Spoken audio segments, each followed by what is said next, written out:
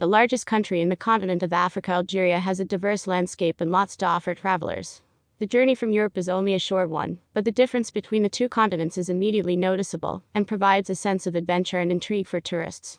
Algeria has many charming cities with winding streets and stunning architecture, Mediterranean coast, lush landscapes and Roman ruins to rival anywhere in the world. The main attraction in the country, however, is the Saharan region, where the never-ending sand and the mysterious and lively cities are enough to indulge even the most seasoned traveler's imagination.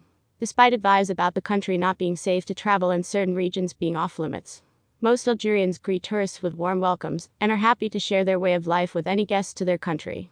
All the same, any trip to this beautiful country should be well researched to ensure that all travel rules are adhered with. Let's have a look at the best places to visit in Algeria. Algiers. Algiers is the capital city in Algeria and has an estimated population of around 3,500,000. The city was founded by the Ottomans and is rife with history and beautiful architecture. The ancient Kasbah is a winding urban maze, with streets flowing through the old town like streams. Also worth exploring is the Dar Hassan Pacha, which was once the city's most decadent mansion. The interior of the house has been under renovation since 2005 and is unfortunately closed to the public. The city of Algiers offers visitors from the west a stark and beautiful contrast, and an intriguing glimpse into the past, present and future of Algeria. Atakur. Although difficult to reach without your own transport, the Atakur Plateau, situated in the Algeria National Park, is worth any of the effort or inconvenience. The landscape is a red-brown dry landscape dotted with harsh sheer peaks. The terrain is like something straight out of a sci-fi flick, and is a sight that will stick with you for a long time. The highlight of the plateau is the Asakrim Peak. Asakrim in the Tuareg language means the end of the world, which is a fitting way to describe the view from the peak and the rugged harshness of the landscape. Tamanrasset. Tamanrasset, sometimes referred to as Tam, is a modern and lively town that you will find if you travel south through Algeria towards Niger. Tam has everything you might expect from a modern town, including a number of shops, restaurants, banks and travel amenities. The town is a great base for exploring the Algeria National Park, whilst retaining comforts of a well-equipped town. For various reasons, the town is considered unsafe to visit at present, and it is only possible to visit as part of a fully guided tour. Proof of a guided tour must be provided upon arrival in the town. Although this is currently a requirement, it is not necessarily a bad thing, as it improves the safety of visitors, and several fun excursions, such as 4x4 tours, are often included. Oran. Oran is the second city of Algeria. It is a lively port city with heaps of character and beauty. Oran is an attraction in its own right, and has historical buildings aplenty to explore, including beautiful mosques, the Kasbah and the theater. The range of beautiful architecture is possibly the best of any city in Algeria. Oran is also a great place for scuba diving, sampling Algerian cuisine, and listening to lively rhyme music, which has its origins in the city. Despite many positive reasons to visit the city, there are also many signs that the country's political troubles in the 90s are visible in Oran. The city filled novelist Albert Camus with so much dread that he based his novel, The Plague, here. Annaba. There were many geographical reasons for the Phoenicians to found Annaba that were still apparent today, and are the reason for the city's relative prosperity. The city has a natural port which handles many of the country's exports, but for travelers, the city's history and culture, especially Hippo Regius, is the main attraction. The ruins of Hippo Regius are surrounded by olive trees on one side and the sea on the other. The ruins include mosaics, bronze trophies and ruins of villas and temples. Constantine. Constantine is a natural marvel that has transformed over the years into a stunning spot for tourists. The city was the capital of Numidia, and after that Roman Numidia, and it goes without saying that politics and power have always played a part here. The majority of buildings in the city can only be reached by crossing the bridge across a large canyon. This gives the city a feeling of fantasy that has been retained since the time of the Romans.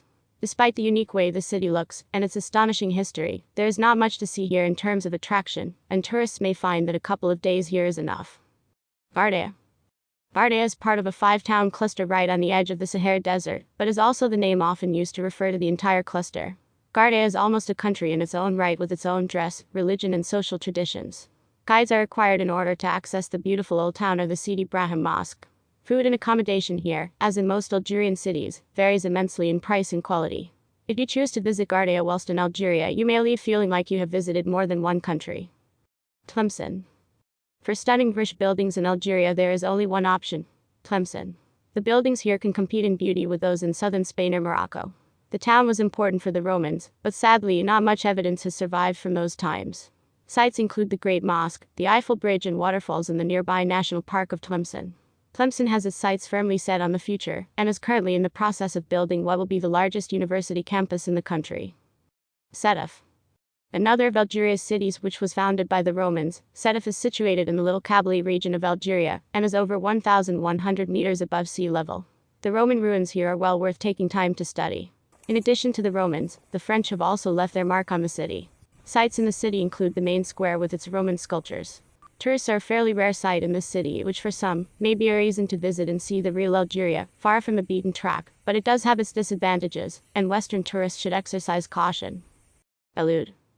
Intriguingly nicknamed the City of a Thousand Domes, Alud is an oasis of a city in what seems to be an endless sea of sand. The reason for the nickname comes from the many domed roofs on buildings in the city. The reason for the domes is protection from the intense heat from the sun in summer. One of the main reasons tourists visit Alud is to shop. The city is arguably the best place for shoppers in the country. Popular items include carpets and aphanes. Do not even think about entering the market unless you intend to barter like a local to get the best bargain. The souks can get busy, especially on a Friday. Janet. Janet almost looks like a Mediterranean town with its white buildings and blue roofs, but it is in fact the main town in the Tassili region of Algeria. Set in a palm tree oasis, the town feels almost tropical. The town is picturesque, but has a very small center, with only a post office, bank and a handful of restaurants and shops. The town bursts into life at the weekend as French tourists arrive to experience the peacefulness and exotic surroundings on offer in Janet. Banna. Banna is not far from Constantine, but it feels entirely different. Separated from Constantine by harsh salt flats, Banna is the capital of the Oris Massif, a region of Algeria made up from a continuation of the Atlas Mountains. Banna's history is nowhere near as extensive as some of the cities in Algeria, and has only existed since a decree in 1848 signed by Napoleon III. Due to its location in a valley, the summers are very hot and the winters very cold. There is a lively student scene here due to the city's population of over 30,000 students. Timgad. Only 40 kilometers away from Banna, but a different attraction entirely, Timgad is the expensive ruins of an entire Roman town. The ruins are a little overwhelming at first, but reward those that take the time to explore every Roman road. There is an entrance fee, but it is well worth it for what is arguably one of the most stunning Roman ruin sites in the world. Nothing else in Algeria will prepare you for the vastness of the Roman ruins in Timgad. Insala.